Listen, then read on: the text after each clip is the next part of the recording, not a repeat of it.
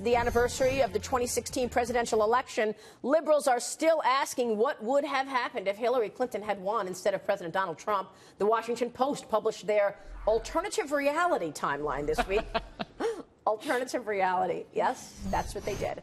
And here's what they're writing. Clinton would select Joe Biden as her Secretary of State. FBI Director James Comey would continue his term.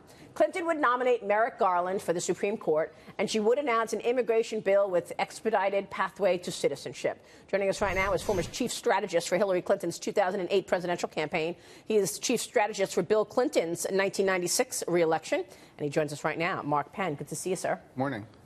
Do you believe that, what the Washington Post is saying, that's what the world would look like today, should Hillary Clinton have won? Well, I love on top of fake news, we have fantasy fake news. That's true, yeah. That could be a whole new board game. But why would the Washington Post do this? Like, what? You know, I spent 13 years with the Clintons, and yes, many of those things would be true. And then, wow, a Suhar Arafat kiss, a special prosecutor, what happened in the Oval Office. So, you know, politics is rough and tumble. There is no such political fantasy where things just go nicely. I think had she won, had Comey and the Attorney General been reappointed, Lynch, then there'd be endless calls for special prosecutors once I think this stuff came out about the dossier. I mean, look, this is actually a pretty amusing game to play, but I have to tell you, the politics today is no bed of roses, no matter who wins when. That's true. Now, did you join in the howl or the scream this week on the anniversary of the election? You know, I didn't do either. I think you just got to look at what's going on in the country, right? And the truth is, it's a divided country. It was a divided country on Election Day. I don't think any of those wounds have really been healed by anybody. Yeah, but Mark, what are you going to do about it? I mean, you look at the Republican side of the aisle. They're raising money hand over fist, right? The Dems, as you pointed out yesterday, have debt and have been unable to raise money. I mean, what do you do to turn this around for your party? Well, look, I think in Virginia, there was a moderate candidate with an Army record. He took a position against sanctuary cities.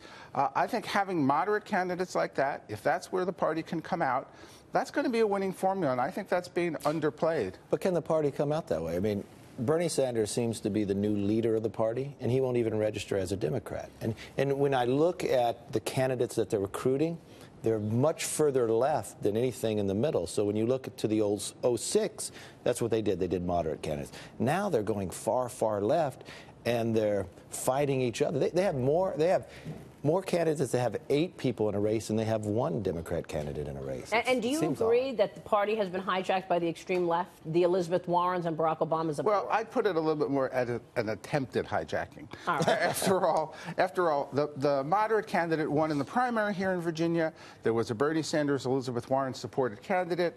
He lost. I'd like to see more and more open Democratic primaries. I think in those, typically the moderate will win. I think there are a lot of moderate Democratic voters who I've said we got to eliminate the caucuses and presidential races. There is a battle going on. I don't think there is a leader of the Democratic Party right now. I think the Republican Party is less united than the Democratic Party. But right now, the Democrats have the edge. That's the way it's come out. You really think it's less? You think Democrats are united, especially after what Donna Brazile said? When I looked even into my own state in California, they had an election for their state party chair, and then they carried it on because it was a Bernie Sanders candidate versus the others, and they said it was too close. They said one cheated. It seems divided as well. In fact, let's hear from Donna Brazile, because I think we have her choice words for Democrats following the aftermath of her bombshell. She basically said, "Go to hell." Yeah. So I don't think there's there's no question that she really spoke up here about what she saw was wrong in the DNC. The DNC is going to need to be reformed. I think that has become a club that has, frankly, ingrained a lot of habits here. Look at the primary system, where we still have Iowa and New Hampshire leading off things. Look at the biases that could be played in this. I think you're going to see party reform. My point is, I think the problems in the Democratic Party are pretty easy to spot. Moderates need to beat the left. The DNC needs to be reformed. I think there's widespread agreement about these two things. I think Donna Brazile, at the end of the day, will have helped rather than hurt the party. Really? And I think over on the Republican side, McConnell is the least liked political figure of all major figures. The party is warring against itself between Bannon and another faction of the party. They can't decide what kind of candidates to put in.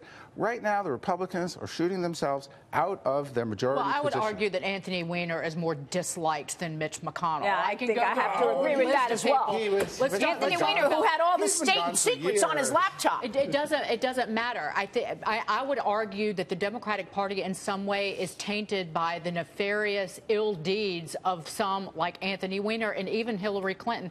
In Virginia, you saw single women come out in droves and moderate men, which we were talking about in the green room. These are women literally that it seemed like, oh, it's not Hillary Clinton running for this office. I'll come out and vote. That's what it looked like, that she was such a distasteful candidate to even diehard liberals that they wouldn't come out for her last year. And they went for Trump instead. Some of them did. Some of them in the Rust Belt did. Look, I think you're seeing single women move decisively for the Democrats. I think they came out an extra 16 points. That was a huge move for single women.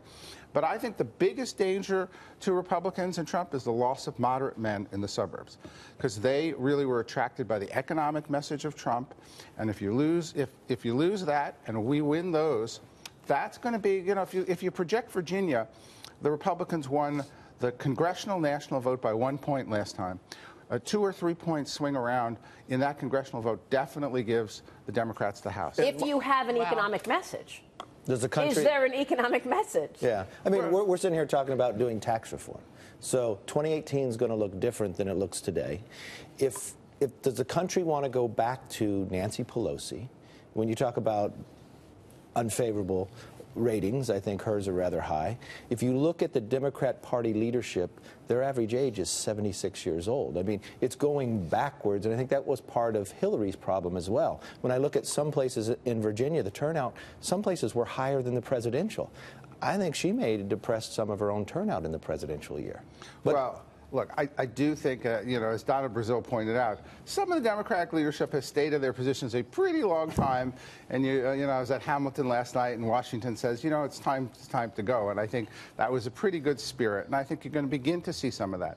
I think you're going to see a younger, more aggressive leadership in the Democratic Party. I am less worried today about the Democratic Party than I was a few years ago. I do think as long as there's some reforms here, moderates will win out, just like in Virginia. And if that happens, Republicans have no real response. You've pointed out how the Republican Party has become less popular than Donald Trump. If Mr. McCarthy and his colleagues get the tax deal done, do you think that starts to change? Maybe. There's this great finger pointing now where Gillespie says, hey, it was Trump. Trump says it was Gillespie. Northam says, hey, it was me. I do think they're all a little bit right. But the truth is, Trump's ratings are not the lowest in history. The lowest in history was really Bush, who was in the 20s. And then when I was with Clinton, he was in the low 30s. He's around 40. He was 40 in Virginia. I think that means he's closer to 45 nationally. The Republican Party itself, since they couldn't do health care, is like negative 70. If they can't get stuff done, it's like whether I agree with them or not, who could vote for them? That's a good point. So if we start, I mean, knowing what the House has done and knowing what the Senate's done, there's still opportunity. The Senate finishes this out, the world looks different when 2018 comes. And we have a responsibility, and that's really what we need to do in the next year. You took Clinton from down here to get reelected. Yeah. And that showed by doing welfare reform and others. Exactly. Welfare reform. You have 5 or 6 things to get done. One would be a start.